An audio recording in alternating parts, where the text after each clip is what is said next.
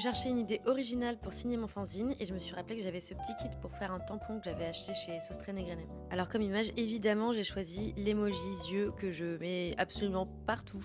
Pour moi, il symbolise un peu la curiosité, l'observation et l'inspiration de façon universelle. Pour créer le tampon, c'est comme la linogravure. Il faut graver en négatif le motif sur une plaque de lino.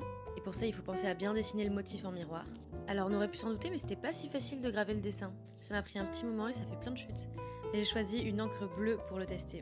Comme le fanzine, c'est une mise en page faite à l'ordi et imprimée à la chaîne, je voulais rajouter une petite touche unique avec ce tampon qui ne tombera jamais deux fois exactement de la même façon sur la feuille et qui laissera donc une marque unique sur chaque fanzine comme une signature.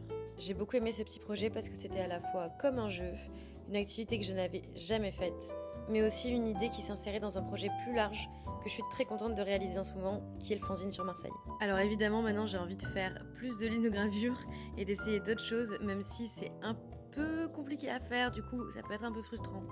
Mais voilà, j'ai hâte de voir si je peux réaliser d'autres idées. Ça fait plein de chutes de gomme, du coup j'ai tout débarrassé pour pouvoir tester le tampon sur le fanzine.